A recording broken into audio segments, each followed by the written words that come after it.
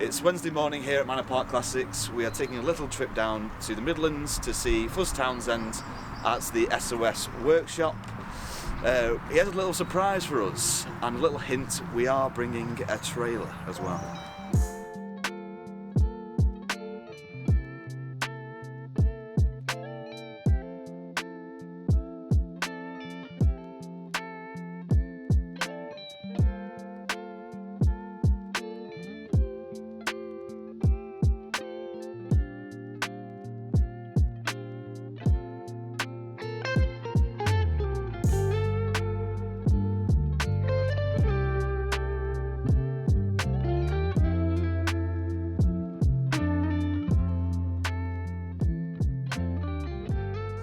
So we're here at the S.O.S Workshop in the Midlands, and we have a little surprise for you.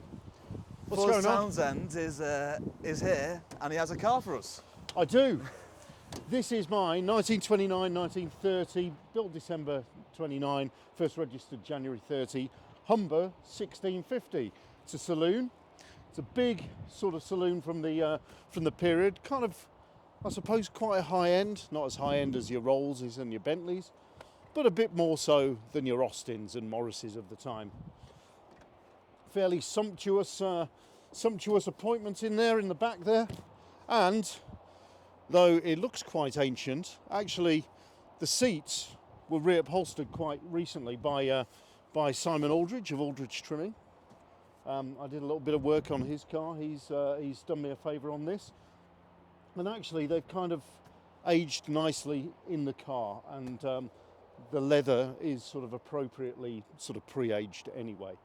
Now, this car, I've never really had it on the road particularly much. It does need work, so if you buy it, you're buying something that you're going to have to do a little bit of fettling with, but it does run, it goes around corners, and it does stop. But talking of the stopping, I have a little bit of a theory with this, because it stops a lot better backwards than it does forwards. Now, it has rod brakes and kind of floating brake shoes, and I think that when it was put together by its previous owner, I hasten to add, I think maybe they got something the wrong way around. So I would suggest talking to the club, talking to the expert, the technical expert for the club, and getting as much information on the braking system as you can. However, the rest of it was rebuilt from the 1970s. Apparently, I did have loads of photographs. I can't find them at the moment. I've moved house and I cannot find the photographs. I do have the V5C. I do have a few spares. It's got a spare engine block, very rare apparently. Cylinder head, a few pistons, a couple of spare headlamps. Look at those, eh? Look at those. Imagine having a pair of those lamps sticking out in front of you. Now, that would be something. You want to see it running? Well, let's just have a look under the bonnet here. So on this side, reveals the horn. I hope you're getting that. And as you can see, it's a 6-cylinder with the chrome Humber plates on the side there. Not a lot to see on this side really, just the exhaust manifold. Now it's a half overhead, half side valve engine. So it's overhead inlet and side exhaust. So it's a little bit like, very early Land Rovers, I suppose. So if we come around the other side, it has a record radiator, but that's a modern core. Again, it was done before I bought it, but it works, so I haven't changed it. Now, let's have a look under here. Bits of magnificent engineering here. So it's on a distributor rather than a magneto. So it's fairly modern in that respect. Lovely Miles roller steering box there, and a tiny puny little Zenith carburettor, which I think could do with rejetting because it always runs really lean, so I have to use the choke on it as well. It's on an electric pump and it does start, so let's give it a go.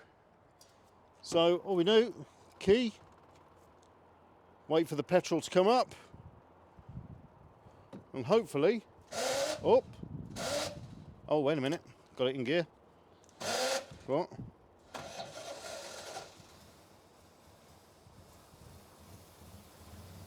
There we are.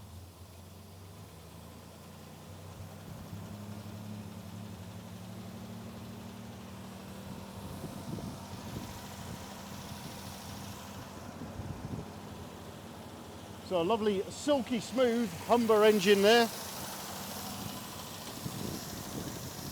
It's had some work done on the clutch. It still needs a bit more adjustment because it needs to release fully.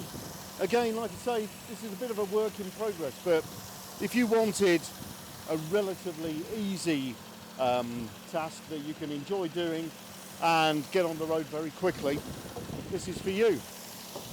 Basically, the bodywork's pretty good.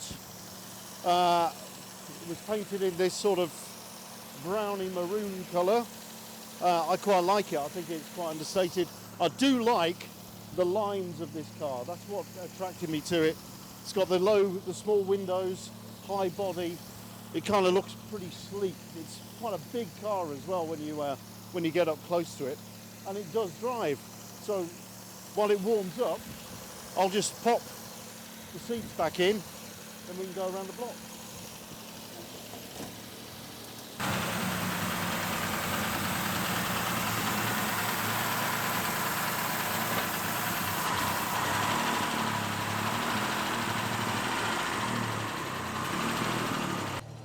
Okay, so here we go. It's not a very quick car, but I suppose that was all right for the days of 1920s and 30s. So the gearbox is singing away in first and second. Whoop, hold on, get around.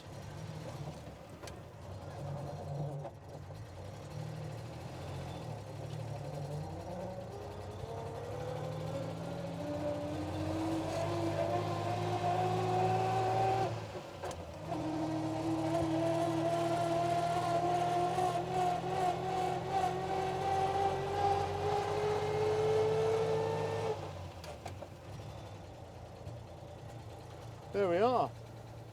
Not much space here. Cool. Let's go for second instead of reverse.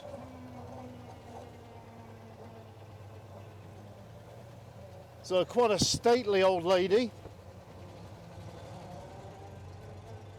And I hope that she doesn't get made into a special, because it'd be a shame to get rid of this body.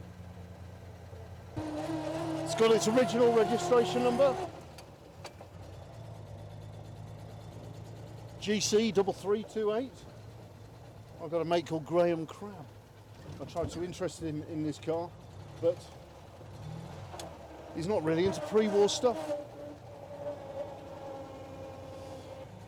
So it does drive, does run. There is plenty to do, but it'll be a nice car to finish off. All the expensive stuff has been done. Just a little bit of carburetor tinkering, a little bit of brakes tinkering, and sure enough, you'll have a nice pre-war car of distinction. Oh, the other thing about it is the tyres have done virtually no miles, 5 new tyres on it. They're Michelin's. You can have a look at those in a minute, but generally speaking, all the stuff that sort of costs an arm and a leg is all done. It's all catered for.